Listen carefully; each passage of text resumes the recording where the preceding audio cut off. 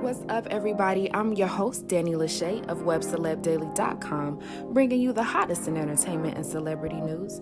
This is the Web Celeb Recap. Let's get into it. City girl Young Miami dropped a single called Rap Freaks. It's similar to Lil' Kim's 90s song titled Dreams and Nicki Minaj's Barbie Dreams. Miami drops rapper names Yo Gotti, 50 Cent, Megan Thee Stallion, Diddy, Lil Baby, and more. The Miami rapper received mixed reviews, some loving it and some hated it. Instagram user Decadent Dane called her the worst rapper alive, dethroning Silk the Shocker. Ladies and gentlemen, meet the worst rapper alive. I ain't even think it was possible for Silk the Shocker to be dethroned, but meet the new worst rapper alive, Carisha Brownlee, aka Young Miami. The name of the song is called Rap Freaks. Ma'am, you freak everything but the beat and the lyrics. If G Herbo can't catch a beat, ma'am, you dodged it. And I have never heard a 1 minute release track. I've heard of a 1 minute interlude. Girl, what was you doing? That all that drinking and city girl heisty stuff you be talking about, why you ain't pulling none of that into the track? So you realize mean to tell me them producers, them engineers let you leave the studio. Santana, you used to be an honorary city girl. Come on, step up. Step up. It's obviously Carisha don't want it. Carisha don't want it. Step on up to your rightful place. Okuda Cat is roaches. You gonna put on Diddy's face and he gonna go buenos noches, Lord. Now, some have wondered why the song was so short, but apparently it was just a teaser to debut her toy line that she has coming with Candy Burris' Bedroom Candy. Some of the things you saw in the video, like the sex swing, are from her line. Will you be buying? Jada Pinkett Smith is back in the headlines talking about her relationship with husband Will Smith. She revealed to Gwyneth Paltrow on her hit show Red Table Talk that keeping things interesting in the bedroom, well, it can be kind of challenging. I mean, the thing that Will and I talk about a lot is the journey. I mean, we started in this at a very young age, 22 years old. It's crazy. That's why the accountability part really hit for me, because I think you expect your partner to know, especially when it comes to sex. Right. It's like, well, if you love me, you should know. Right. You know what I mean? If you love me, you should be able to read you my should mind. read my mind. Yeah. You know what I mean? That's a huge pitfall. That's a huge pitfall. Yeah. Now, of course, social media had a field day with this video, and memes went viral everywhere. One even said that Jada was the female version of Atlanta rapper Future, who's known for his many rendezvous with multiple women. Someone tweeted to Future that he should hang with Will and Jada, but he simply replied he would rather hang with Jada respectfully. A few hours later, he started to sell I'd Rather Hang with Jada hoodies. People are calling him shady and messy for that. What do you think? Let us know in the comments. Travis Scott's Astroworld Festival turned deadly after 8 people died and more were severely injured in Houston, Texas.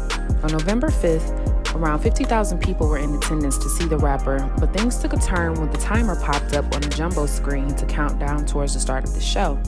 Festival goers say that they started to be pushed back and forth as people tried to make their way towards the stage, and reports are now saying that some people were injected with an unknown substance that may have caused some to go into cardiac arrest. We're going to get down to the bottom. A lot of narratives out there right now, a lot of them on social media, and even last night. I think that all of us need to be respectful of the families and make sure that we follow the facts and the evidence. And that's what we're trying to do here in the Houston Police Department. I will tell you, one of the narratives was that some individual was injecting other people with drugs. We do have a report of a security officer, according to the medical staff that was out and treated him last night, that he was reaching over to restrain or grab a citizen, and he felt a prick in his neck. When he was examined, he went unconscious. They administered Narcan.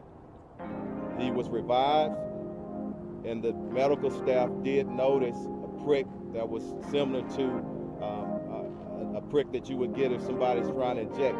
That is one part of it. The other thing that's very important, there were some individuals that were trampled, and we want to be respectful of that. But we just ask that y'all give us time to do a proper investigation.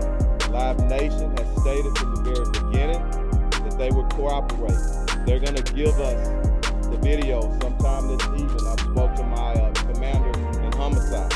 So we're waiting to get that. That's going to help us. But I also want to call out to the community, kids and young individuals that was out there. If you see something, say something. This is now a criminal investigation. That's going to involve our homicide division. Travis Scott has since released a statement saying that his prayers are with the families of those who were impacted by what happened at the festival. He also says that Houston PD has his total support to continue to look into this investigation. New Jersey rapper Fetty Wap was arrested in New York City on federal narcotics charges. The rapper, whose real name is Willie Maxwell, was detained by FBI agents on October 28th in Queens. He is among a half a dozen people who were charged with what authorities call a multi-million-dollar bi-coastal drug distribution organization. Fetty Wap and his crew sold more than 100 kilos of heroin and fentanyl, according to police.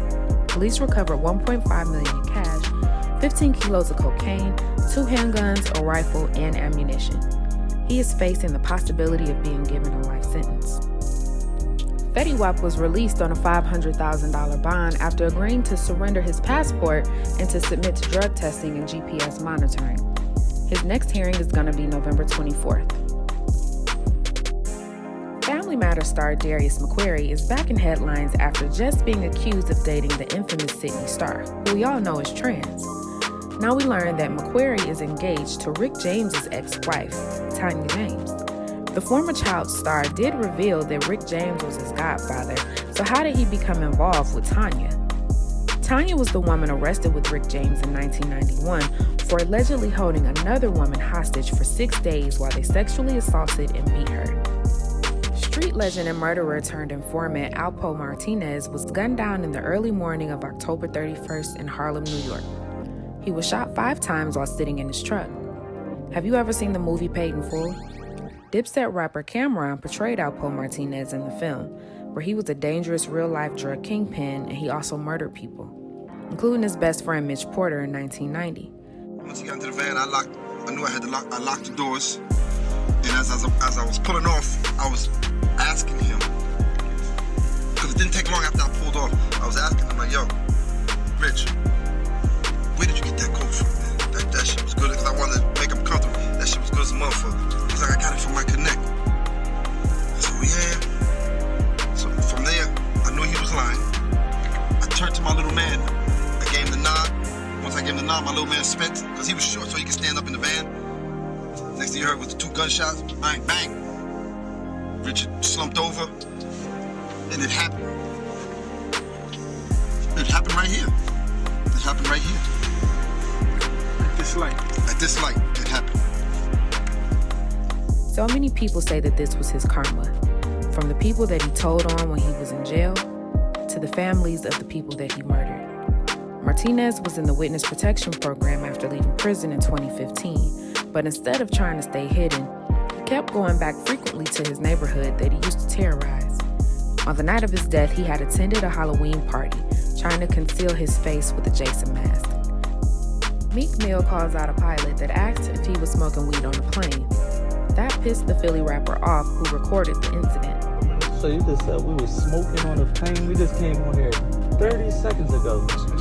And you just asked if we smoking on this plane. We just stepped on it 30 seconds ago. But where we going to smoke it if we just stepped on here 30 seconds ago? Just look.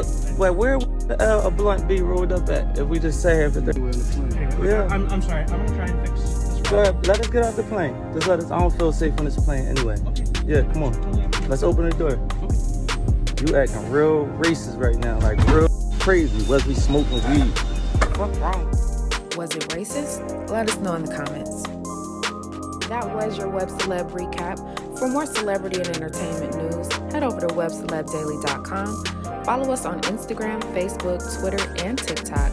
And subscribe to our YouTube channel. Turn on notifications for new content every week.